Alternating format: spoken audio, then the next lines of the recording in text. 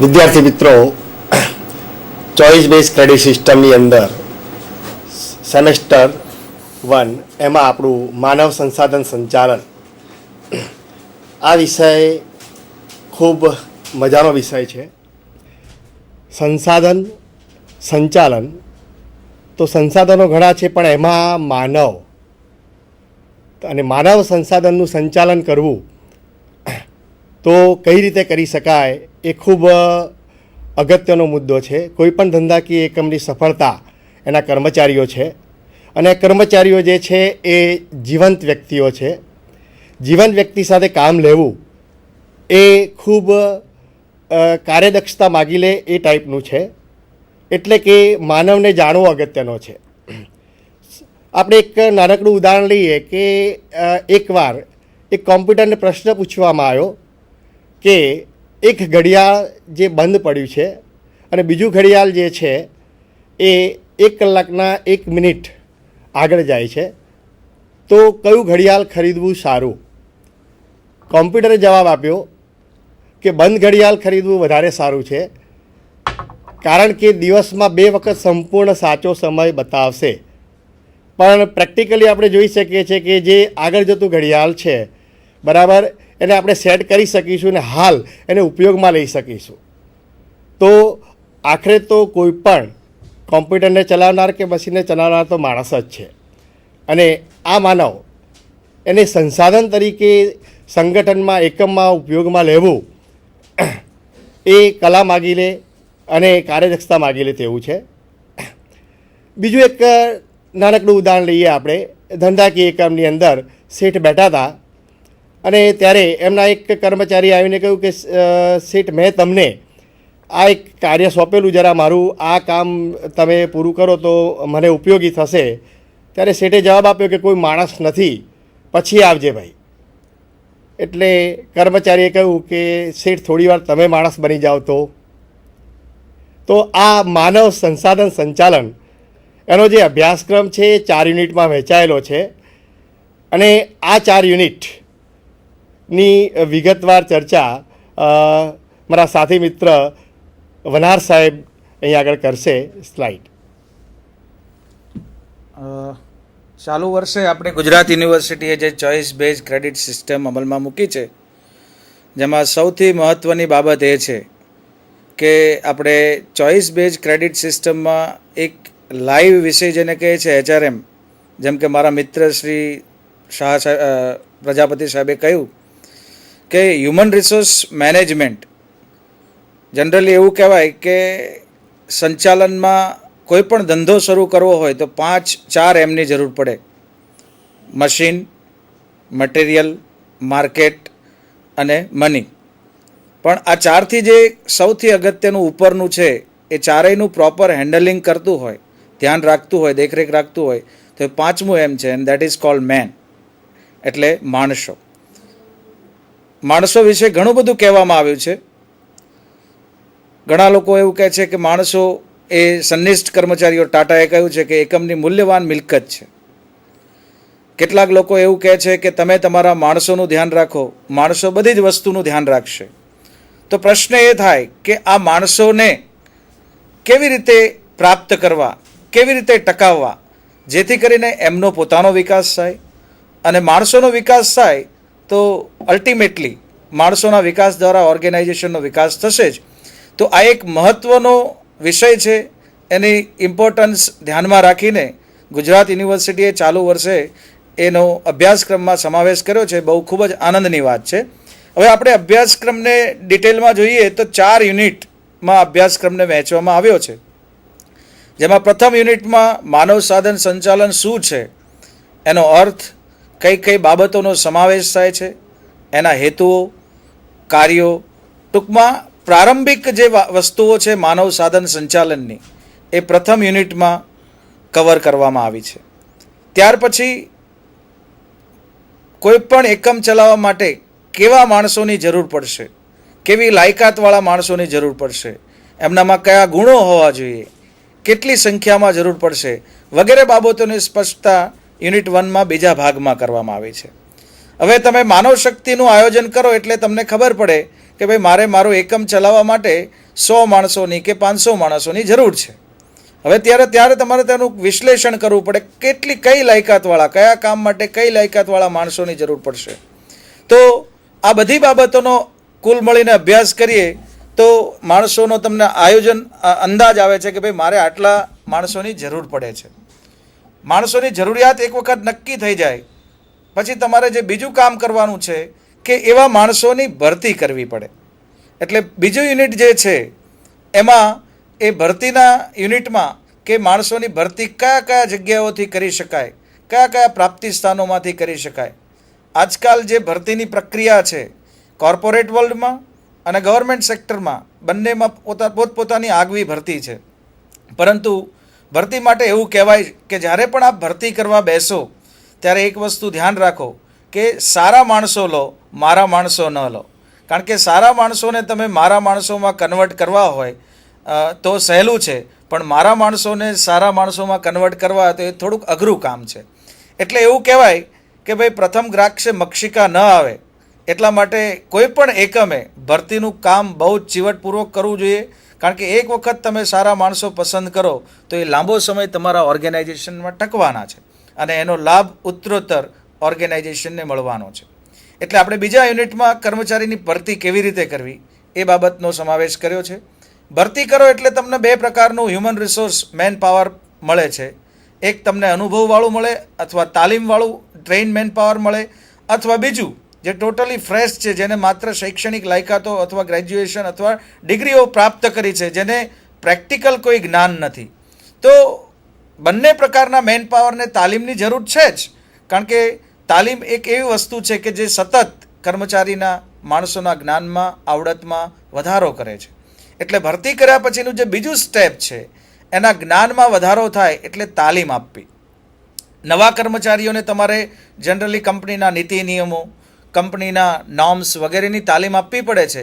પોતાના વિષયનું જે વિભાગમાં કામ કરવાના છે વિભાગનું વગેરે ઇન્ડક્શન પ્રોગ્રામમાં તાલીમ આપવામાં આવે છે. જૂના કર્મચારીઓ છે એને તમારે જુઓ કે આજે 21મી સદી છે, જ્ઞાનની સદી છે, જ્યાં એવું કહી શકાય કે રોજબરોજ અવનવા પરિવર્તનો આવે છે. તો આ પરિવર્તનથી જૂના કર્મચારીઓ પણ માહિતગાર થાય. એટલા માટે એમના જ્ઞાનમાં એડિશન કરવા માટે, વૃદ્ધિ કરવા માટે પણ તાલીમનું આયોજન કરવું પડે. અને એટલા માટે આપણે યુનિટ નંબર 2માં તાલીમનો સમાવેશ કર્યો છે. યુનિટ નંબર 2માં ત્રીજો ભાગ છે માનવ સાધન વિકાસ. હવે સામાન્ય રીતે કોઈ પણ કર્મચારી કોઈ કંપનીમાં આવે છે તો એના પોતાના કેટલાક પર્સનલ ગોલ હોય છે. માસ્લોએ કહ્યું છે એ પ્રમાણે કે માણસ કોઈ પણ કંપનીમાં આવે છે તો પોતાની 5 જરૂરિયાતો સંતોષવા આવે છે. એમાંની જે શરૂઆત છે પ્રાથમિક મૂળભૂત જરૂરિયાતો, જેને આપણે રોટી, કપડાં અને મકાન કહીએ છીએ. બીજી જરૂરિયાતો જે છે સલામતીની જરૂરિયાત છે, પ્રેમની જરૂરિયાત છે, એની એસ્ટીમ નીડ છે અને સેલ્ફ એક્ચ્યુલાઇઝેશન નીડ. એટલે કર્મચારી પોતાની આ 5 પૈકીની કોઈ પણ એક જરૂરિયાત સંતોષવા એ કોઈ પણ કંપનીમાં કામ પર આવે છે. એટલે નેચરલી એનો પોતાનો આગવો ગોલ હોય છે અને એ ગોલની સિદ્ધિ અર્થે, એ પોતાના વ્યક્તિગત ધ્યેયની સિદ્ધિ અર્થે કંપનીમાં આવે છે. સામે પક્ષે કંપનીના પણ પોતાના કેટલાક ગોલ હોય છે, જેમ કે નફામાં વૃદ્ધિ કરવી, વેચાણમાં વૃદ્ધિ કરવી, આવકમાં વૃદ્ધિ કરવી, માર્કેટ શેરમાં વધારો કરવો. હવે પરિસ્થિતિ એવી થાય છે કે બંને પોતપોતાના ગોલ સિદ્ધ કરવા માટે જુદી જુદી દિશામાં જો કામ કરે તો ઘણી વખત એવું થાય છે કે બંને વચ્ચે કોન્ફ્લિક્ટ ઊભો થાય છે અને જે HRM, જેને કહે કે સારા HR જે છે એને ડિસ્ટર્બ કરે છે. એટલે આવું ન થાય, બને તેટલા ઝઘડા ઓછા થાય. કારણ કે આપણે 21મી સદીની જ્યારે વાત કરી રહ્યા છીએ ત્યારે એવું કહી શકાય કે આ સદી સંઘર્ષની નથી, સહકારની છે.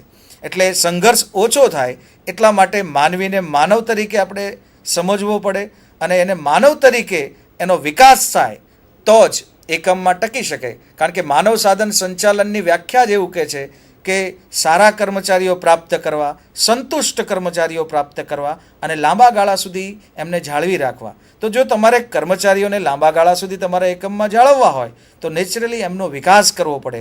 જ્યારે કર્મચારીને એવું ફીલ થઈ છે કે મારો આ કંપનીમાં, મારો આ એકમમાં વિકાસ થઈ રહ્યો છે તો નેચરલી શ્યોર છે કે એ જે તે કંપનીમાં ટકશે.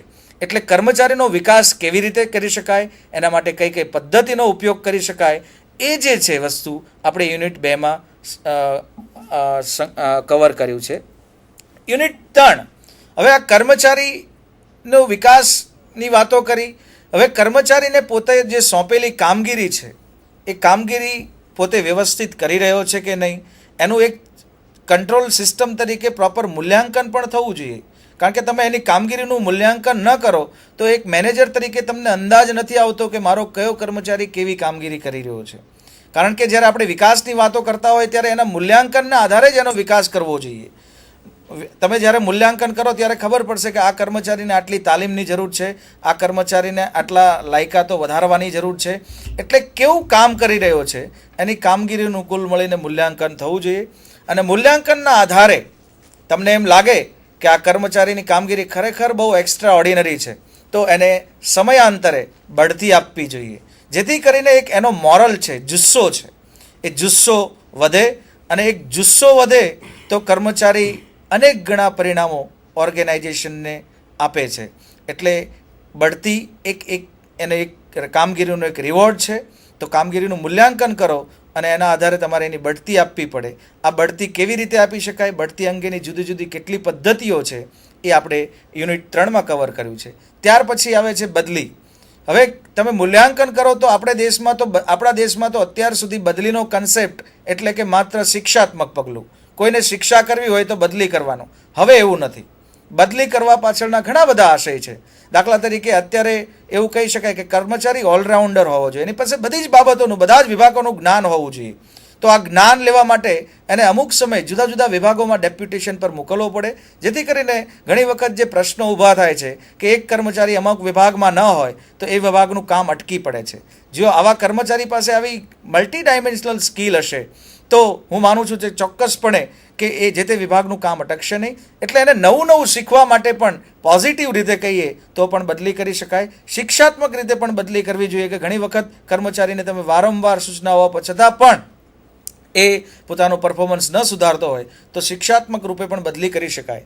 અપકર્ષ એક નકારાત્મક પગલું છે, જે ના છૂટકે ભરવું પડતું પગલું છે. એટલે અપકર્ષમાં કર્મચારીને એક હોદ્દા ઉપર નીચે ઉતારવાનો હોય છે, એટલા માટે કે એને એક સુધારાની તક આપવામાં આવે છે કે ભાઈ ખબર પડે કે મારી કામગીરી એટલે મારું પરફોર્મન્સ પ્રોપર નથી. એટલે અપકર્ષ કયા કયા સંજોગોમાં કરી શકાય, એનો કારણો, એની અસરો વગેરે ચર્ચા યુનિટ નંબર 3માં ત્રીજા ચોથા ભાગમાં કરી છે. ત્યાર પછી 5મું જુસ્સો. આ કામગીરી મૂલ્યાંકન મેં અગાઉ બી વાત કરી એ પ્રમાણે એવી રીતે તમે મૂલ્યાંકન કરો, એવી રીતે બઢતી આપો, એવી રીતે બદલી કરો કે એવી રીતે અપકોર્સ કરો જેથી કરીને કર્મચારીના જુસ્સા ઉપર પોઝિટિવ ઇફેક્ટ થાય. કારણ કે એક જુસ્સો વસ્તુ એવી છે, એક મોરલ જેને આપણે કહીએ છીએ, કોન્ફિડન્સ જે મોરલ જે કહીએ છીએ, આ મોરલ એ અનએચિવેબલ જેને એમ કહીએ છીએ કે ઘણી વખત જે સિદ્ધ ન કરી શકાય એવા પરિણામો પણ સિદ્ધ થઈ શકે છે ફક્ત જુસ્સો. તો જુસ્સો વધારવાનું કામ પણ હ્યુમન રિસોર્સ ડિપાર્ટમેન્ટે કરવાનું છે. એટલે જુસ્સો કયા કયા કારણોથી વધે છે, કયા કયા પગલાં ભરવાથી વધે છે, એની ચર્ચા આપણે યુનિટ 3માં કરી છે. ત્યાર પછી આગળ જે ચોથું યુનિટ છે, ચોથા યુનિટમાં કાર્યરચના, કાર્યજીવનની ગુણવત્તા અને ગુણવત્તા વર્તુળ, ક્વોલિટી સર્કલ્સ. કારણ કે અત્યારે જમાનો ક્વોલિટીનો છે, ક્વોન્ટિટીનો નથી. અને નોલેજ એરામાં ક્વોલિટી ચાલે છે, ક્વોન્ટિટી ચાલતી નથી. તો એવી રીતે તમે કાર્ય રચના કરો, ક્વોલિટેટિવ કામ કરો. અને કાર્ય જીવનની ગુણવત્તા એટલે કર્મચારી જે જગ્યાએ કામ કરે છે એની ક્વોલિટી ઓફ વર્ક લાઈફ પણ હોવી જોઈએ. અને એમ એવું થવું જોઈએ કે મને અહીંથી સંતોષ મળે છે. કારણ કે છેવટે કર્મચારીને જ્યારે એવું ફીલ થાય છે કે આઈ એમ સેટિસ્ફાઈડ વિથ માય વર્ક, ત્યારે એવું કહી શકે છે કે એનો જુસ્સો ઓટોમેટિક ઊંચો જાય છે. એટલે એટલા માટે જુદા જુદા ગુણવત્તા વર્તુળ પણની રચના કરવી જોઈએ. અને એ ગુણવત્તા વર્તુળના આધારે તમે કર્મચારીનું ઓવરઓલ પરફોર્મન્સ અપ્રાઇઝ કરો છો. તો મિત્રો, જે આપણે આ 4 ચર્ચા કરી એ આ 4 યુનિટની છે. અને આ 4 યુનિટનો આશય વિદ્યાર્થીઓને HRM વિશેનું પ્રાથમિક જ્ઞાન મળે એ છે. હવે આ HRMની વ્યાખ્યા આગળ ચર્ચા મારા મિત્ર પ્રજાપતિ સાહેબ કરશે. માનવ સંસાધન એટલે શું? તો માનવ શબ્દ વિશે વિશેષ બાબતો અહીં આગળ મારા મિત્ર વનાર સાહેબે કહી કે ભાઈ માનવ સાધન તરીકે આપણે અહીંયા એપ્લાય કરવાનું છે. અને લિયોન્સી મેગિન્સને બહુ સરસ વ્યાખ્યા આપી છે કે જે માનવ છે એ માનવ ની અંદર આપણે કર્મચારી તરીકે એને જો જોઈએ છે તો આ કર્મચારીઓ ધંધાકીય એકમના બધા જ કર્મચારીઓનું કુલ જ્ઞાન, એનું કૌશલ્ય, એની બુદ્ધિ પ્રતિભા, એની અભિરુચિ અને એની સર્જન શક્તિ, આ 5 મુદ્દાનો સમાવેશ કર્યો છે કે જે આપણા કર્મચારીઓમાં છે. જે કર્મચારીઓ આપણે હમણાં યુનિટ 2ની અંદર જોયું કે ભાઈ ભરતીની પ્રક્રિયા, તો ધંધાકીય એકમની જરૂરિયાતને અનુલક્ષીને આપણે જે કર્મચારીઓની ભરતી કરીએ છીએ, આ બધા જ કર્મચારીઓ એ ચાહે ટેકનિકલ બાબતો હોય તો એન્જિનિયરિંગનું જ્ઞાન ધરાવતા હશે, વહીવટી ક્ષેત્રની વાત હોય તો એ એકાઉન્ટન્સી, કોમર્સ એનું જ્ઞાન ધરાવતા હશે. તો જ્ઞાન એમની અંદર છે. બીજી વસ્તુ જે છે કે જ્ઞાન હોવા પછીની જે વાત છે કૌશલ્ય, સ્કિલ. તો ઘણી વખત એવું થાય છે કે સ્કિલ ડેવલપ બી હોય છે અથવા કેટલીક વાર અનસ્કિલ હોય છે. તો ધંધાકીય એકમની અંદર તાલીમ આપ્યા પછી, એટલે કે તાલીમ આપવાથી એમના કૌશલ્ય જે છે, સ્કિલ છે, એ ડેવલપ કરવામાં આવે છે. તો કૌશલ્ય વિકસાવવાની વાત છે. ત્યાર પછી જે છે સર્જન શક્તિ, એટલે કે ક્રિએટિવ એબિલિટી. મોટાભાગના કર્મચારીઓ જે છે એની અંદર આ ક્રિએટિવ એબિલિટી, સર્જન શક્તિ જોવા મળે છે. કેટલાક ઉદાહરણ આપણે એમાં જોઈએ કે કર્મચારી કોઈ પણ કાર્ય કરતો હોય, એક કામમાં લાગે અને પછી વર્ષો સુધી એના એ જ કામમાં એ રચોપચો રહે અને એમાંથી કંઈ પણ પ્રગતિ ન કરે તો સ્વાભાવિક છે કે કાર્ય વધુ કંટાળાજનક બને છે. કેટલાક ઉદાહરણમાં જોઈએ આપણે કે પાર્કર પેનની વાત કરીએ કે ભાઈ પાર્કર પેન તો એક સામાન્ય ક્લાર્ક તરીકેની નોકરી કરનારા વ્યક્તિ, પરંતુ એ કાર્ય કરતાં કરતાં એને લાગ્યું કે વારંવાર આ જે પેન છે એને ઇંકમાં ડબોળવાની અને પછી લખવાનું, તો સમસ્યાઓની સમક્ષ ઊભી થવા માંડી. તો એની ક્રિએટિવ એબિલિટી એ અહીંયા કંઈક કામ કર્યું કે આમાં કંઈક હું એવું કરું કે જેથી મારે આ પ્રશ્ન, આ જે સમસ્યા છે નિવારી શકાય. અને પરિણામે એને એ રબર ટ્યુબનો ઉપયોગ કર્યો અને એ પેન તૈયાર કરી. અત્યારે આપણે જોઈએ છીએ કે ઓલ ઓવર વર્લ્ડની અંદર પાર્કર પેનનું એક મોટું નામ છે. તો કર્મચારી જ્યારે કાર્ય કરતો હોય છે ત્યારે એ કાર્ય સ્થળે અને કાર્ય વખતે એને જુદી જુદી સમસ્યાઓનો અનુભવ થાય છે અને એ જે મેન્ટલી કમ્ફર્ટેબિલિટી ઈચ્છતો હોય છે એવું કઈ રીતે થઈ શકે, તો આ સર્જન શક્તિની વાત છે. ત્યાર પછી ટેલેન્ટ, એટલે કે બુદ્ધિ પ્રતિભા. હવે બુદ્ધિ પ્રતિભા તો સ્વાભાવિક છે કે દરેક કર્મચારીમાં છે, પણ કેટલીક વાર કેટલીક બાબતો, અને ખાસ કરીને 21મી સદીની અંદર બરાબર રોજે રોજ જે પરિવર્તનો આવી રહ્યા છે, તો સ્વાભાવિક છે કે વિદ્યાર્થીઓ આપણે પણ આપણા ટેલેન્ટ, આપણી અંદર જે સુષુપ્ત શક્તિઓ છુપાયેલી છે બરાબર, એ ટેલેન્ટને આપણે બહાર કાઢવાનો છે. અને અહીંયા આગળ જે જુદી જુદી તકો સાંપડે છે આપણાને અભ્યાસની, જે આપણી બુદ્ધિ પ્રતિભાને વિકસાવે છે. તો ટેલેન્ટ આપણી અંદર છુપાઈને પડ્યું છે, એને જુદા જુદા સાધનો દ્વારા અને અભ્યાસ દ્વારા આપણે એને બહાર લાવવાનું છે. કર્મચારીઓની અંદર પણ એની જે બુદ્ધિ પ્રતિભા છે એને વિકસાવવાનું કાર્ય પણ એક ધંધાકીય એકમનું છે. અને પછીનો મુદ્દો જે છે અભિરુચિ. તો કેટલીક વાર કર્મચારીની જે નિમણૂક કરવામાં આવી છે જેનામાં જ્ઞાન છે, કૌશલ્ય એને ડેવલપ કરેલું છે, બુદ્ધિ પ્રતિભા છે, એનામાં ક્રિએટિવ એબિલિટી છે, પણ ઘણી વખત એવું થાય કે જે કાર્ય એને ગમતું હોય એનાથી કોઈ વિરુદ્ધ કાર્ય સાથે એને સાંકળી દેવામાં આવ્યો હોય, એ જુદા જુદા સરકમસ્ટન્સીસ ઉપર આધારિત છે. તો એની અભિરુચિ એ ખરેખર એ કાર્ય સાથે છે કે નહીં. તો મિત્રો એમાં કહી શકાય કે જે કાર્ય તમે કરતા હો અને કાર્ય કરતાં કરતાં સમય ક્યાં પસાર થઈ જાય એ જો ખ્યાલ ન રહે, અને જ્યારે આપણે ઓફિસમાં દાખલ થયા અને ક્યારે ઓફિસ છૂટવાનો સમય અહીંયા આગળ આવી ગયો એ જ ખબર ન રહેતી, એનો અર્થ એવો છે કે તમે તમારી અભિરુચિના ક્ષેત્રમાં છો. ઘણી વખત એવું થાય કે અભિરુચિ બરાબર એ જુદા ક્ષેત્રની હોય તો કાર્ય કંટાળાજનક બને છે અને પરિણામે કાર્યના અનેક પ્રશ્નો ઊભા થાય અને જે પ્રોડક્ટિવિટી, એટલે કે ઉત્પાદકતા જે ધંધાકીય એકમમાં આવવી જોઈએ એ જોવા નથી મળતી. તો દરેક જે માનવ છે જેને આપણે સાધન તરીકે ધંધાકીય એકમમાં લેવો છે, આ માનવ સાધનની અંદર જ્ઞાન, એનું કૌશલ્ય, એની બુદ્ધિ પ્રતિભા, એની સર્જન શક્તિ અને એની અભિરુચિ, આ 5 મુદ્દાઓ તો એનામાં છે જ. ઉપરાંત આપણે અહીં આગળ વધારાની બાબતો એટલે કે એઝ વેલ એઝ સંકળાયેલા વ્યક્તિઓના એ વ્યક્તિગત મૂલ્યોની વાત આવે છે, વ્યક્તિગત માન્યતાઓની વાત આવે છે અને વ્યક્તિગત વલણોની વાત આવે છે.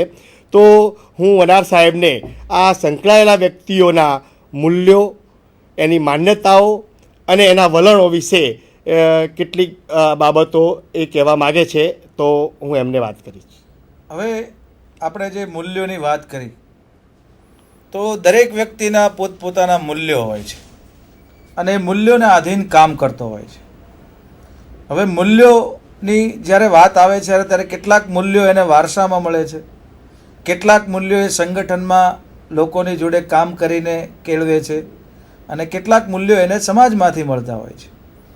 તો એવું કહી શકાય કે એના જેટલા મૂલ્યો એથિકલ હશે એટલો એ કર્મચારી સારો. અગાઉ મેં પણ વાત કરી કે કર્મચારી સારો પસંદ કરો તો એ સારો ક્યારે હોય છે? એના મૂલ્યો ઊંચા હોય છે, એના મૂલ્યો સારા હોય છે.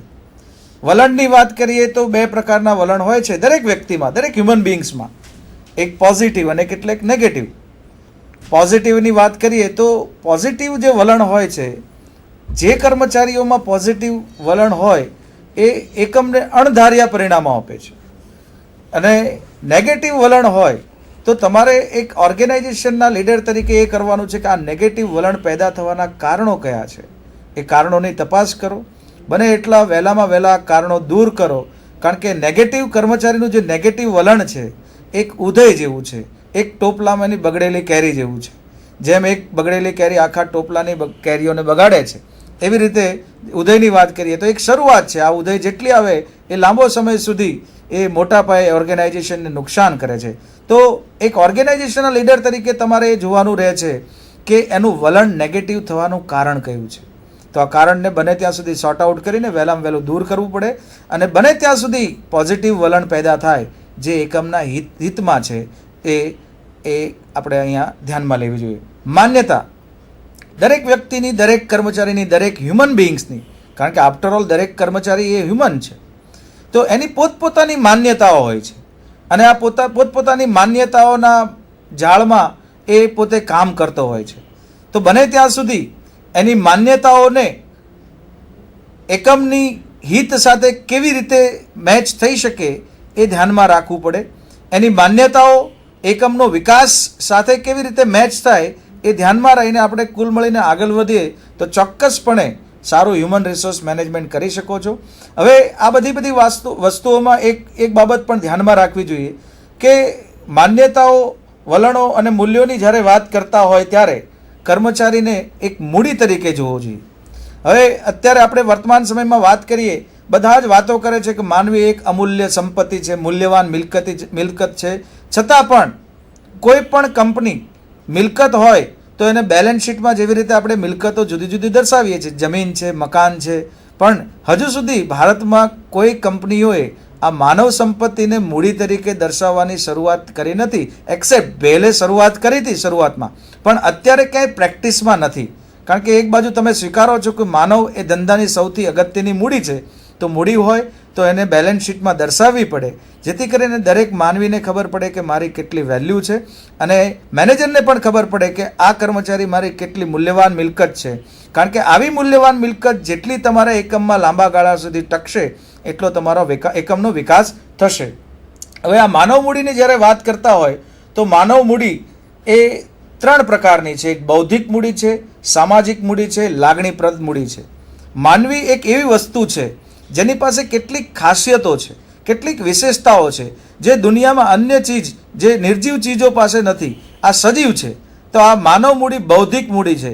એ પોતે વિચારે છે કે what is good for me, what is bad for me, what is good for organisation, what is bad for organisation, એટલે બૌદ્ધિક મૂડી છે. તો આ બૌદ્ધિક મૂડી જ્યારે જોડે આપણે વ્યવહાર કરતા હોઈએ ત્યારે એચઆર મેનેજર તરીકે એક વસ્તુનું ધ્યાન રાખવું પડે કે એને એના લેવલને અનુરૂપ એ બૌદ્ધિક મૂડી જોડે એ પ્રકારનો તમે વ્યવહાર કરશો તો ચોક્કસપણે આ બૌદ્ધિક મૂડી ઓર્ગેનાઇઝેશનના હિતમાં કામ કરશે. ત્યાર પછી એક સામાજિક મૂડીની જે વાત કરી છે કે સામાજિક મૂડી એટલે દરેક, આફ્ટરઓલ માનવી એક સામાજિક પ્રાણી છે. દરેક માનવી જુદા જુદા સમાજમાંથી, આપણે એક સમાજમાંથી આવે છે. તો એક સામાજિક મૂડી છે એનો પણ ખ્યાલ રાખવો પડે. ત્યાર પછી લાગણીપ્રદ મૂડી. દરેક માનવીને પોતાની કેટલીક લાગણીઓ છે, ઇમોશન્સ છે. તો આજે જ્યારે આપણે હ્યુમન રિસોર્સ મેનેજમેન્ટ કરતા હોય ત્યારે એની લાગણીઓને અસર ન થાય, એની લાગણીઓ ન ઘવાય, એવી રીતે એની પાસેથી તમે કામ લેશો તો હું માનું છું કે તમે સારા હ્યુમન રિસોર્સ મેનેજર છો. આના સંદર્ભમાં આપણે એક જીઆરડી ટાટાનું એક કોટેશન સેન્ટેન્સ ટાંક્યું છે કે અનુભવી, કલ્પનાશીલ અને સંનિષ્ઠ કર્મચારીઓ એ ધંધાની સૌથી મૂલ્યવાન મિલકત છે. હવે મૂલ્યવાન મિલકત કેમ બને? અનુભવ. તો અનુભવ કર્મચારીઓને ટકાવવા હોય તો તમારે કર્મચારીઓની જરૂરિયાત સમજવી જોઈએ, એની જરૂરિયાતો તમારે સમજવી પડે, સંતોષવી પડે. કલ્પનાશીલ અને સંનિષ્ઠ આ બંને વસ્તુ ત્યારે આવે કે તમે તમારા માણસોની જરૂરિયાતોનું ધ્યાન રાખો. માણસો ઓટોમેટિક તમારું બધી જ બાબતોનું ધ્યાન રાખશે. તો આ માનવ સંસાધન એ જુદી જુદી મૂડી છે. હવે આ માનવ સંસાધનની આપણે આગળ થોડીક વાત કરીએ તો એ માનવ સંસાધન એકમમાં કેમ આવે છે, એનો જે જુદા જુદા ઉદ્દેશ છે એટલે એની ડેફિનેશનમાંથી જ મળી રહેશે તમને કે દરેક માનવ સંસાધન છે એની મૂળ જે છે એ પોતાની કાર્ય અને જરૂરિયાતને અનુરૂપ માનવ સંસાધન કોઈ સંગઠનમાં આવે છે. સંગઠનમાં ધ્યેય સિદ્ધ કરવા માટે આવે છે, પરંતુ ધ્યેય સિદ્ધ કરવો હોય તો એનો ઉપયોગ કરવો પડે. હવે એનો ઉપયોગ કરતી વખતે મુખ્યત્વે 5 બાબતોનું ધ્યાન રાખવું પડે. એક તો તમે સારા કર્મચારીઓ પ્રાપ્ત કરવા પડે. પ્રાપ્ત કર્યા પછી એનો વિકાસ કરવો પડે. વિકાસ કર્યા પછી એને જે સેવાઓ આપે છે એનું પ્રોપર વળતર આપવું પડે. અને વળતર આપવા પછી તમે એની કામગીરીનું મૂલ્યાંકન કરો અને તમને એમ લાગે કે કામગીરી બરોબર નથી, એ જે એનો જે ઉદ્દેશ માટે લીધો છે તો કેટલીક વખત છૂટા પણ કરવા પડે અને અથવા જાળવી રાખવા પડે. આ બધું જ તમે કરો તો કુલ મળીને એમ કહી શકાય કે તમે માનવ સંસાધનો પ્રોપર ઉપયોગ કરી રહ્યા છે. હવે જો કર્મચારી લાંબા સમય સુધી તમારા એકમમાં ટકી રહેશે તો ડેફિનેટલી એકમનો લાંબા ગાળે વિકાસ થશે ને થશે જ. એટલે માનવ સંસાધન અને કર્મચારી સંસાધનની જ્યારે વાત કરીએ તો શરૂઆતમાં માનવ સંસાધન છે એને લોકો કર્મચારી સંચાલન તરીકે ઓળખતા હતા, પણ કર્મચારી સંચાલન છે એ માનવીને કર્મચારી તરીકે ગણે છે, જ્યારે માનવ સાધન સંચાલન છે એ કર્મચારીને માનવી તરીકે ગણે છે. તો આ બહુ અગત્યની વસ્તુ છે કે તમે જ્યારે તમારા કર્મચારીને માનવી તરીકે જોવાની વાત કરો છો ત્યારે તમે દરેક માનવીની જરૂરિયાતો સમજો છો, સંતોષવાનો પૂરેપૂરો ચોક્કસ પ્રયત્ન કરો છો તો એ લાંબા ગાળા સુધી ટકે છે. અને એના માટે તમે પ્રયત્ન કરો છો, વિકાસના પ્રયત્નો છે, તાલીમ છે, વિકાસના કાર્યક્રમો તો ટકે છે. અને એની જે આવડત છે, એનું જે જ્ઞાન છે, એનું જે કૌશલ્ય છે, એની જે જુદી જુદી પ્રકારની મૂડી છે એનો તમે ચોક્કસ લાભ લઈ શકો છો. એટલે માનવ સંસાધન સંચાલન વિશે આ બધી વાતો કરી છે, એના જુદા જુદા તત્વોની પણ આપણે વાત કરી છે. હવે આ માનવ સંસાધન વિશે થોડીક આપણે અન્ય બાબતો મારે કહેવી છે એ ચર્ચા કરીએ આપણે કે આ માનવ સંસાધન શું છે.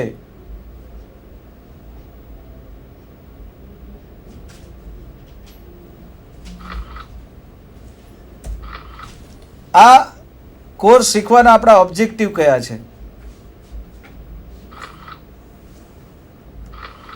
દાખલા તરીકે HRM કેમ આપણે ભણવું જોઈએ? તો પહેલું તો એ છે કે આ હ્યુમન રિસોર્સ મેનેજમેન્ટનું કોઈ પણ કંપનીમાં, ઓર્ગેનાઇઝેશનમાં શું ઇમ્પોર્ટન્સ છે, અગત્યતા શું છે એ આપણને ખબર હોવી જોઈએ. ત્યાર પછી HRMના જે જુદા જુદા ફંક્શન્સ છે, કાર્યો છે જે હ્યુમન રિસોર્સ મેનેજમેન્ટ સાથે સંકળાયેલા છે એ પણ સમજવા જોઈએ. ત્યાર પછી માનવ શક્તિની આયોજનની જે પ્રક્રિયા છે એનો કેવી રીતે અમલ કરવાનો છે જેથી કરીને એકમને સારા માણસો મળે એ સમજવાનું છે. ત્યાર પછી આપણે આ પ્રકરણમાં હ્યુમન રિસોર્સ મેનેજમેન્ટમાં ભરતી અને પસંદગી એનું મહત્ત્વ શું છે એ સમજવાનું છે. ત્યાર પછી જે બીજો ઓબ્જેક્ટિવ્સ છે કે એના માટે કોમ્પન્સેશન અને એને વળતર અને લાભો, એ જે હ્યુમન રિસોર્સ મેનેજમેન્ટનું એક અગત્યનું ફંક્શન છે, એનો એક પ્રકાર છે અને એનું પણ આપણે સમજણ મેળવવી પડશે.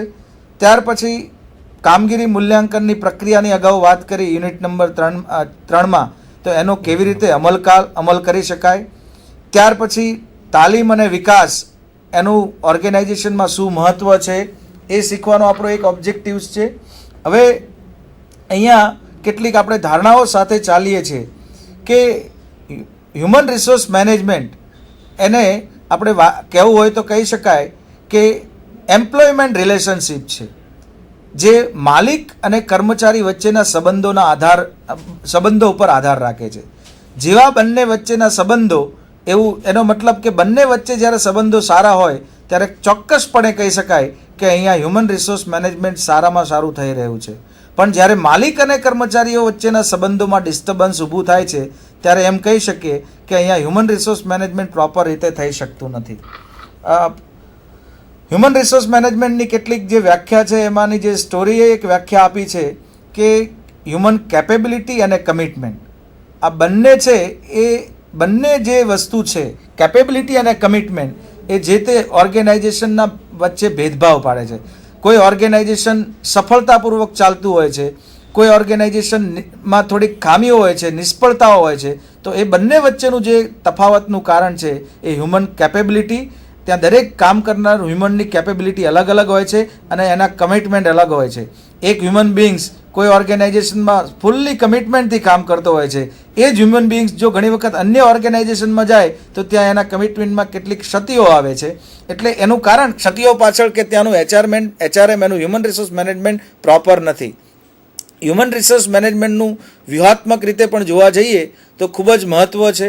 એનું જે અગત્યતાની વાત કરીએ તો ઓર્ગેનાઇઝેશનમાં ભાવિ યોજનાઓ, સ્ટ્રેટેજી અમલમાં મૂકવી હોય, બરાબર છે, તો એના માટે હ્યુમન રિસોર્સ મેનેજમેન્ટનો તમારે પ્રોપર અભ્યાસ કરવો પડે.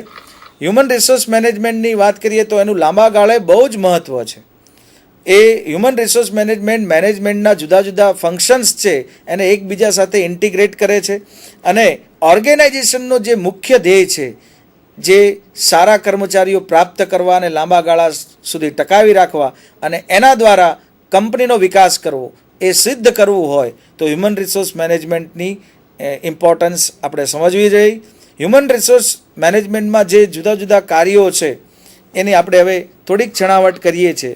હ્યુમન રિસોર્સ મેનેજમેન્ટની વાત કરીએ તો એના મુખ્યત્વે શરૂઆત કરીએ તો પસંદગીથી થાય, રિક્રુટમેન્ટ, ત્યાર પછી રિક્રુટમેન્ટ ભરતી કર્યા પછી એની સિલેક્શન કર્યા પછી કર્મચારીને તમારે મોટિવેશન આપવું પડે. મોટિવેશન માટે એવું કહેવાય કે કર્મચારી જે સ્ટાઇલથી મોટિવ થતો હોય એ સ્ટાઇલનો તમારે ઉપયોગ કરવો પડે. કારણ કે કર્મચારીઓ એકમમાં કામ કરવા આવે તો ભારતમાં તો એક્સ અને વાય બે પ્રકારના, મેકગ્રેકરે કહ્યું એમ બે પ્રકારના કર્મચારીઓ છે. એક્સ પ્રકારના કર્મચારીઓને મોટિવેટ કરવા હોય તો એના માટે એ ટેકનિકનો ઉપયોગ કરવો પડે. વાય પ્રકારના જે સેલ્ફ ડિસિપ્લિન કર્મચારીઓ છે એમને મોટિવેશન આપવું હોય તો એમને માટે એ ટેકનિક્સનો ઉપયોગ કરવો પડે. તો જ આ બંને તમે જેવું મોટિવેશન એમને આપશો તો જ અલ્ટિમેટ આપણો ઓબ્જેક્ટિવ છે ઓર્ગેનાઇઝેશનનો કે પ્રોડક્ટિવિટી વધારવી. તો એ હ્યુમન રિસોર્સ મેનેજમેન્ટ દ્વારા જ તમે તમારી પ્રોડક્ટિવિટી, કર્મચારીની ઉત્પાદકતા વધારી શકો છો અને કર્મચારીની ઉત્પાદકતા વધે તો નેચરલી એકમનો ધ્યેય સિદ્ધ થાય જ છે. હવે એ સાથે સાથે બીજી પણ બાબતો ધ્યાનમાં રાખવી પડે કે ટ્રેડ યુનિયન્સ જે HRMનો એક અગત્યનું લેયર્સ છે. હાલમાં તો ભારતમાં ટ્રેડ યુનિયન જોઈએ એટલા સક્ષમ નથી, પણ ટ્રેડ યુનિયન હંમેશા કર્મચારીના હિતોની વાત કરે છે. પોઝિટિવ રીતે જોઈએ તો કર્મચારીના હિતની સાથે ટ્રેડ યુનિયન એકમના હિતોનું પણ ધ્યાન રાખે એ એટલું જ જરૂરી છે. આ બધું જ કુલ મળીને ટીમની જ્યારે વાત કરતા હોય તો ટ્રેડ યુનિયનનો પણ પોઝિટિવ રોલ હોય. કર્મચારીના હિતોને પણ ધ્યાનમાં રાખે, કંપનીના હિતોને પણ ધ્યાન રાખે તો બને ત્યાં સુધી સંઘર્ષની પરિસ્થિતિ ઊભી થતી નથી. ત્યાર પછી HRMની જે વાત કરીએ છીએ એના જે કાર્યોમાં આવે છે ટ્રેનિંગ, તાલીમ. તો અગાઉ જોઈએ છે કે તાલીમ એ સતત આપવી પડે છે, કારણ કે તાલીમ એ એક જ એવી વસ્તુ છે જે કર્મચારીના જ્ઞાન, આવડત અને કૌશલ્યમાં વધારો કરે છે. ત્યાર પછી રિવોર્ડ સિસ્ટમ, કર્મચારીને બદલો આપવો પડે.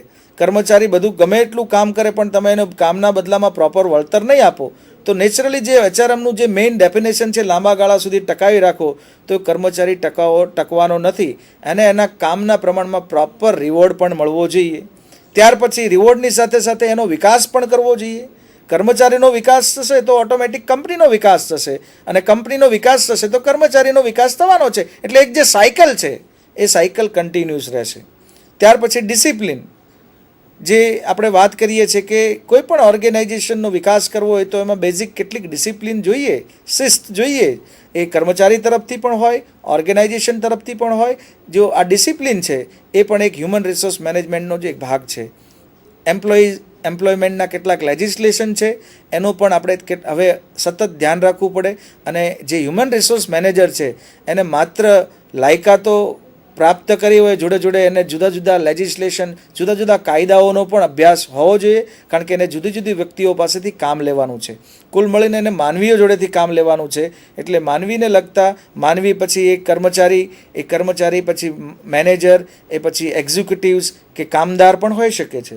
તો એના જુદા જુદા કાયદાઓનો પણ અભ્યાસ હ્યુમન રિસોર્સ મેનેજરને હોવો જોઈએ. તો આ હ્યુમન રિસોર્સ મેનેજમેન્ટનો ઉદ્ભવ કેવી રીતે થયો?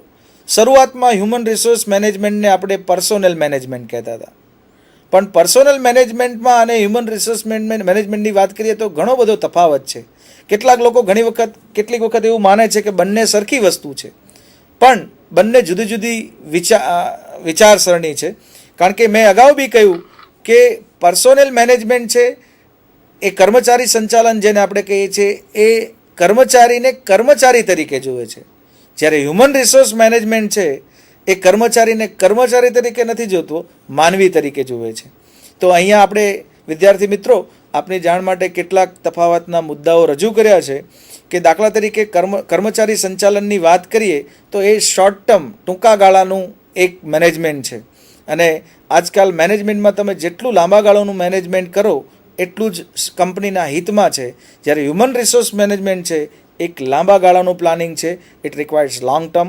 અને એ લાંબા ગાળે કંપનીને એક એવું કહી શકાય it is a proactive action. જ્યારે પર્સનલ મેનેજમેન્ટ પ્રોએક્ટિવ નથી, ઇટ ઇઝ અ રિએક્ટિવ. અને જ્યારે આપણે આઈડિયલ હ્યુમન રિસોર્સ મેનેજમેન્ટની વાત કરતા હોય તો proactive action is far better than reactive. ત્યાર પછી આપણે વાત કરીએ છીએ તો કંટ્રોલ સિસ્ટમની આવે, સાયકોલોજીકલ કોન્ટ્રેસ્ટની વાત કરતા હોય તો કમ્પ્લાયન્સ પર ધ્યાન આપે છે. પર્સનલ મેનેજમેન્ટ છે કમ્પ્લાયન્સ પર ધ્યાન આપે છે, જ્યારે હ્યુમન રિસોર્સ મેનેજમેન્ટ કમિટમેન્ટ પર ધ્યાન આપે છે. અને આપણે જાણીએ છીએ કે જ્યારે હ્યુમન કમિટમેન્ટથી કામ કરે છે ત્યારે ચોક્કસ સારા પરિણામો ઓર્ગેનાઇઝેશનને પ્રાપ્ત થાય છે. ત્યાર પછી અન્ય કેટલાક મુદ્દાઓ આપણે જોઈએ છીએ કે કંટ્રોલ, કર્મચારી ઉપર બહારના પરિબળોનો આપણે આધાર રાખવો પડે છે. બહારના પરિબળો કર્મચારી ઉપર કંટ્રોલ રાખે છે. જ્યારે હ્યુમન રિસોર્સ મેનેજમેન્ટ છે એમાં દરેક હ્યુમન પોતે પોતાના ઉપર સેલ્ફ કંટ્રોલથી કામ કરે છે. અને જ્યારે સેલ્ફ કંટ્રોલથી કામ કરે છે ત્યારે ચોક્કસ ઓર્ગેનાઇઝેશનનો અને કર્મચારીનો વિકાસ થતો હોય છે. રિલેશનની વાત કરીએ ત્યારે એમ્પ્લોયના જે સંબંધો છે એ પર્સોનલ મેનેજમેન્ટમાં કલેક્ટિવ, પ્લ્યુરિસ્ટિક અને લો ટ્રસ્ટ, એમાં ઓછો વિશ્વાસની જે વાત આવે છે, ઓછો વિશ્વાસ છે. જ્યારે અહીંયા છે ઇન્ડિવિજ્યુઅલી પોતે જ જેના ઉપર તમે ઊંચો વિશ્વાસ મૂકી શકો છો એ પ્રકારના રિલેશન્સ છે. હ્યુમન રિસોર્સ મેનેજર છે એ વિશાળ પાયે એક પોતાનો વિશાળ રોલ ભજવે છે, જેમાં બધી જ વસ્તુ આવે છે. એટલે ટૂંકમાં એનું કાર્યક્ષેત્રની વાત કરે તો પર્સનલ મેનેજમેન્ટ કરતાં હ્યુમન રિસોર્સ મેનેજમેન્ટનું કાર્યક્ષેત્ર નેચરલી વિશાળ છે. હવે આપણે કેટલાક હ્યુમન રિસોર્સ મેનેજમેન્ટના કેટલાક ફંક્શનની વાત કરીએ. આ બધી ચર્ચા ઉપરથી આપણે એવું કહીએ કે મુખ્યત્વે હ્યુમન રિસોર્સ મેનેજમેન્ટના કાર્યોને 4 ભાગમાં વહેંચી શકીએ. નંબર 1 માનવ શક્તિ આયોજન, નંબર 2 ભરતી અને પસંદગી, નંબર 3 વળતર અને લાભો, અને નંબર 4 એની કામગીરીનું મૂલ્યાંકન, અને 5મું જે કાર્ય છે ટ્રેનિંગ અને ડેવલપમેન્ટ. હવે આ જે કાર્યો છે એ હ્યુમન રિસોર્સ ડિપાર્ટમેન્ટ ભજવતું હોય છે, એ કાર્યો બજાવતું હોય છે. પણ આ કાર્યોની રિલેવન્સ શું છે, એની ઉપયોગિતા શું છે? તો દરેક ક્ષેત્રમાં માનવ સંસાધન સંચાલનના કાર્યોની ઉપયોગિતા છે એ ચાહે ઇકોનોમી હોય, ચાહે પોલિટિક્સ હોય, ચાહે કોમ્પિટિશનની વાત કરતા હોય તો કોમ્પિટિશનમાં પણ જે કોમ્પિટિશનમાં આગળ નીકળે છે એનું પાછળનું લોજિક તો એ જ છે કે ત્યાં HR ફંક્શન પ્રોપર કામ કરી રહ્યા છે. ચાહે ટેકનોલોજીની વાત કરતા હોય, ચાહે આપણે સોસાયટીની વાત કરતા હોય, ગવર્મેન્ટની વાત કરતા હોય, જુદા જુદા લેજિસ્લેશનની વાત કરતા હોય, આ બાહ્ય વાતાવરણમાં દરેક જગ્યાએ HR ફંક્શન કામ કરે જ છે. જ્યાં જેટલા HR ફંક્શન સાઉન્ડ છે ત્યાં એમ કહી શકીએ ત્યાં માનવ સંબંધો અને સારા છે, અને ત્યાં તમને ખૂબ જ રસપ્રદ અને સારા પરિણામો મળે છે. ઇન્ટરનલની વાત કરીએ તો ઓર્ગેનાઇઝેશનમાં પણ આ હ્યુમન રિસોર્સ ફંક્શન એટલા જ ઉપયોગી છે એ જે આપણે અગાઉ ચર્ચા કરી છે દરેક. હવે આપણે થોડુંક આ સમગ્ર ચર્ચા કરી એને આપણે સમરાઇઝ કરીએ તો એવું કહી શકીએ કે હ્યુમન રિસોર્સ મેનેજર છે એને માનવીને માનવી તરીકે જોવાનો છે, અને આ એવો માનવી કે જે પરિવર્તનનું ઇનિશિએટ કરે છે.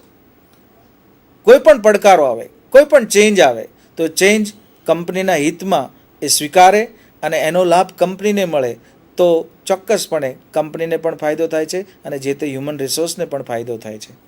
ત્યાર પછી આ હ્યુમન રિસોર્સ મેનેજમેન્ટની વાત કરીએ તો દરેક આપણે અગાઉ ચર્ચા કરીએ એમ હ્યુમન રિસોર્સ મેનેજર કે કર્મચારીઓ દરેક ઓલ હ્યુમન્સ પોતાના ધ્યેય સિદ્ધ કરવા માટે જ કંપનીમાં આવે છે, અને કંપનીના પણ કેટલાક આગવા ધ્યેય છે. તો જ્યારે બંનેના પરસ્પર ધ્યેયો સિદ્ધ થાય છે ત્યારે એવું કહી શકાય કે સારા HR કે સારા કર્મચારી અને માનવ સંબંધો છે, હ્યુમન રિલેશન્સ છે, એવું ચોક્કસપણે કહી શકાય. ભૂતકાળમાં કર્મચારી સંચાલનને ક્યારેય માલિક અને કર્મચારી વચ્ચેનો એક સેતુ તરીકે જોવામાં આવ્યો નહોતો. જ્યારે હ્યુમન રિસોર્સ મેનેજમેન્ટ આવવાથી એક એવું કહી શકાય કે કર્મચારીઓ અને માલિક વચ્ચે એવો આપણે એક સેતુ બાંધી શક્યા છે કે જેના ઉપર બંને મુક્તપણે ચાલી શકે છે અને પોતપોતાનો આગવો વિકાસ કરી શકે છે, જ્યાં સારું હ્યુમન રિસોર્સ મેનેજમેન્ટ હોય છે ત્યાં. ત્યાર પછી આપણે જે ચર્ચા કરી એનો ટૂંકસારમાં વાત કરીએ કે HRના જેટલા બી કાર્યો છે એમાં આપણે અગાઉ બી ચર્ચા કરી છે કે આયોજન, એની ભરતી, પસંદગી, pay and reward and employee relations બધી જ વસ્તુઓનો સમાવેશ થાય છે. તો વિદ્યાર્થી મિત્રો, ચોક્કસ આજે આપણે આ હ્યુમન રિસોર્સ મેનેજમેન્ટનો પ્રાથમિક ખ્યાલ આ ચર્ચા ઉપરથી આવી ગયો હશે. અને હ્યુમન રિસોર્સ મેનેજમેન્ટ શું છે, હ્યુમન રિસોર્સ મેનેજમેન્ટની હું એક ચોક્કસ એક ડેફિનેશન આપને આપવા માગું છું કે હ્યુમનની પાસે એક મન છે, અને આ મન એવું છે કે એની પાસે એની કોઈ ગતિ માપવી હોય તો કોમ્પ્યુટરની ભાષામાં કહીએ કે કેબીમાં કે જીબીમાં કે એમબીમાં માપી શકાતી નથી, અનલિમિટેડ ગતિ છે. એટલે મન વસ્તુ એવી છે, પણ પ્રશ્ન એ છે કે આ હ્યુમન જ્યારે પોતાનું મન ઓર્ગેનાઇઝેશનમાં લગાવે છે ત્યારે એવું કહી શકાય કે કેટલાક પરિણામો જે તમે કલ્પના પણ ન કર્યા હોય હ્યુમન રિસોર્સ પાસેથી, એવા પરિણામો તમને હ્યુમન અપાવે છે. કારણ કે તમે જનરલી કોઈ પણ કંપનીની સફળતા કે નિષ્ફળતાની વાત કરીએ તો ચોક્કસ એની પાસે કેટલી મૂડી છે, કેટલો માલસામાન છે, કેવી મેથડ્સનો યુઝ કરે છે, ટેકનોલોજીનો ઉપયોગ કરે છે, એ જ તો છે જ, પણ એની જોડે જોડે એની પાસે કેવા માણસો છે એ એટલું જ અગત્યનું છે કે જ્યાં સારા માણસો છે ત્યાં નેચરલી હ્યુમન સારા પરિણામો અને એ કંપનીને સારો વિકાસમાં મદદરૂપ થાય જ છે. એટલે આ હ્યુમનને તમારે કળવું, એને સમજવું, ઇટ્સ ટુ ડિફિકલ્ટ. કારણ કે એની વાત કરીએ કે એની ગતિને ક્યાંય કોઈ જગ્યાએ માપી શકાતી નથી, કારણ કે એ હ્યુમન પાસે જે મન નામનું સોફ્ટવેર છે, જેને આપણે સાયકોલોજિસ્ટ જે બધા છે, મનોવૈજ્ઞાનિકો, કે મન નામના બે સોફ્ટવેર છે, કોન્શિયસ માઇન્ડ અને અનકોન્શિયસ માઇન્ડ, જે કોઈ બીજી જગ્યાએ નથી. તો એને એક રિસોર્સ તરીકે જોવું પડે. અને મેનેજમેન્ટની જ્યારે વાત કરતા હોય કે હ્યુમન રિસોર્સ મેનેજમેન્ટ એ મેનેજમેન્ટ એટલે મેનેજમેન, માણસોનું સંચાલન કરે, એને કરતાં મેનેજ મી, પોતાનું સંચાલન કરે, પોતાના સંચાલન દ્વારા માણસોનું સંચાલન કરે, અને માણસોનું સંચાલન કરે તો લાસ્ટ ટી જેને કહીએ, ઓટોમેટિક એક સારી ટીમ ઊભી થાય છે અને સંઘર્ષની પરિસ્થિતિ નિવારી શકાય છે અને એક સહકારભર્યું ટીમવાળું વાતાવરણ ઊભું કરી શકાય છે, જેના દ્વારા ચોક્કસ કંપનીનો અને કર્મચારીનો બંનેનો પરસ્પર વિકાસ થાય છે. હવે આપણે વિદ્યાર્થી મિત્રોને કોઈ પ્રશ્નો હોય તો 10 મિનિટમાં આના સંદર્ભમાં લાઈવ ઇન્ટરેક્શન કરીએ છીએ અને પ્રશ્નો પૂછી શકો છો. પ્રજાપતિ સાહેબ, પ્રશ્નો ઉપર જઈશું.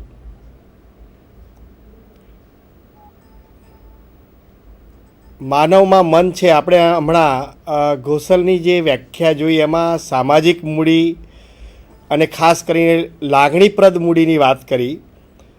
એમાં પણ વનાર સાહેબે કહ્યું કે કોન્શિયસ માઇન્ડ અને અનકોન્શિયસ માઇન્ડ. તો બીજી એક વસ્તુ અંગે એ પણ કહું તમને કે જે આપણું સબકોન્શિયસ માઇન્ડ છે, આ સબકોન્શિયસ માઇન્ડની અંદર જે પણ ડેટા એટલે આંખો દ્વારા મનમાં અને મન દ્વારા હૃદયમાં ઘણી બધી વસ્તુઓ સ્થાપિત થતી હોય છે એવો આ માનવ. તો ધંધાકીય એકમની અંદર થતા તમામ કાર્યોમાં ઘણા બધા રિફ્લેક્શન આવતા હોય અને આ રિફ્લેક્શનની સીધી અસર અને કેટલીક ગાંઠો એના સબકોન્શિયસ માઇન્ડમાં જતી રહેતી હોય છે અને એ સબકોન્શિયસ માઇન્ડમાં ગયા પછી એ ક્યારે રિપીટ થશે, પુનરાવર્તિત થશે એનો ખ્યાલ નથી હોતો. એટલે HR મેનેજરે આ વસ્તુને ખાસ ધ્યાનમાં લેવી જોઈએ કે માનવીને મન છે અને મનને કળવાની જે વાત છે તો એટલીસ્ટ અબ્રાહમ એચ મેસ્લોએ માનવની જરૂરિયાતો જે 5 વિભાગમાં વહેંચી છે એ જરૂરિયાતોને ધ્યાનમાં રાખીને અહીં આગળ જો કામ થાય તો સાધન તરીકે માનવનો ઉપયોગ એ ધંધાકીય એકમ માટે એ હંમેશા પ્રગતિલક્ષી રહેશે અને આપણા ધંધાકીય એકમના સંગઠનના કાર્ય અને જરૂરિયાત અનુસાર અહીં આગળ કર્મચારીઓને આપણે પ્રાપ્ત કર્યા છે, એમને તાલીમ આપીને એમનો વિકાસ કર્યો છે અને એમનો જે સેવાઓ આપે છે એનું યોગ્ય વળતર આપીને આ ઉપયોગો દ્વારા આપણે સંગઠનના ધ્યેયો સિદ્ધ કરવા માગીએ છીએ. તો વિદ્યાર્થી મિત્રો, સંગઠનના ધ્યેયો જે છે અને એ સંગઠનની જે જરૂરિયાત છે, એકમની જરૂરિયાત છે, તો બીજી વસ્તુ અહીંયા કહીશ કે ભારત અને એમાં પણ ગુજરાત, હમણાં જ જે વર્કશોપ થયો એમાં આપણા રાજ્ય કક્ષાના હાયર એજ્યુકેશન મિનિસ્ટર વસુબેન ત્રિવેદીએ પણ આ અંગે બહુ સારી વાત કહી કે માનનીય મુખ્યમંત્રી અને આદરણીય મુખ્યમંત્રી શ્રી નરેન્દ્રભાઈ મોદી ગુજરાતમાં અનેક તકો, ધંધાકીય એકમો અહીંયા આગળ લઈ આવ્યા છે. આ બધા જ ધંધાકીય એકમો પોતાના ધંધાકીય યુનિટો એ ગુજરાતમાં સ્થાપી રહ્યા છે. તો ગુજરાતમાં સ્થપાતા તમામ ઉદ્યોગો જેમની જરૂરિયાત એટલે કે માનવ સાધનની જરૂરિયાત જે છે ગુજરાત પૂરી પાડી શકે એટલી ક્ષમતા આ ગુજરાતના જે માનવ શક્તિ છે, માનવ શ્રમ છે એ કેટલી. તો વિદ્યાર્થી મિત્રો, આ ધંધાકીય એકમની જરૂરિયાતોને અનુરૂપ તમે તમારા જે જ્ઞાન છે, તમારું જે કૌશલ્ય છે, તમારી જે ક્રિએટિવ એબિલિટી છે અને એ ક્ષેત્રમાં તમારી અભિરુચિ ડેવલપ કરો તો પરિણામ સ્વરૂપે અહીંયા આગળ આટલી બધી તકો જે ઉપલબ્ધ થાય છે એ ઉપલબ્ધ તકોનું ગુજરાતને વધુમાં વધુ અહીંયા આગળ ગુજરાતની જનતાને એનો લાભ મળે અને આ બધા જ વિદ્યાર્થી મિત્રો કે જે ભવિષ્યમાં એક માનવ સાધન તરીકે આઈધર એઝ અ એમ્પ્લોયી એટલે કે કર્મચારી તરીકે અથવા કોઈ સંગઠનના એક અધિકારી તરીકે જોડાશે. તો બંને ક્ષેત્રની અંદર બરાબર હાલ ગુજરાતને સાંપડતી જે તકો છે એને અનુરૂપ આપણું આ માનવ સાધન એ તૈયાર થાય તો મારા ખ્યાલથી વધુમાં વધુ ગુજરાતને લાભ થશે. બીજી વસ્તુ, હમણાં ઓબામાએ કહ્યું કે કોઈપણ રાષ્ટ્ર એના વિકાસનો આધાર જે છે એનું માનવ સાધન છે. એટલે કે જુદા જુદા દેશોને આપણે જો અહીંયા આગળ ધ્યાનમાં લઈશું તો જુદા જુદા દેશોની આર્થિક વિકાસની સપાટી જે છે, આ આર્થિક વિકાસની સપાટીની જો આપણે વાત કરીએ તો એ આર્થિક વિકાસની સપાટી એ તે દેશના લોકોની ગુણવત્તા છે. એટલે ક્વોલિટી ઓફ પીપલ જે છે એ જેટલી વધારે ડેવલપ થશે ક્વોલિટી, એટલા જ ઝડપથી એ દેશના વિકાસની જે ગતિ છે એ લાવી શકાશે. તો અહીંયા દેશના વિકાસની વાત છે, દેશના વિકાસમાં હરણફાળ આપણું ગુજરાત બરાબર ફાળો આપી રહ્યું છે. તો ગુજરાતના લોકો આ માનવ સાધન તરીકે જે પણ કાર્ય કરે બરાબર એ કાર્ય ઉગી નીકળે અને ગુજરાતનો વધુમાં વધુ વિકાસ થાય, દેશનો વિકાસ થાય અને વિકાસની આ જે તબક્કે લોકોની ગુણવત્તા એટલે કે આપણી ગુણવત્તા એ ખૂબ ઊંચી આવે એવી બાબતો આપણે અહીંયા આગળ ધ્યાનમાં રાખવી જોઈએ. તો વનાર સાહેબ અને હું માનવ સાધન સંચાલન આ વિષયને આપણે હજુ વધુમાં વધુ ઊંડી રીતે પછીના જે કેટલાક લેક્ચર્સ આવશે એની અંદર ચર્ચા કરી અને વધુ ઊંડો ખ્યાલ અને ઊંડું જ્ઞાન આપણે આપી શકીશું. Thank you.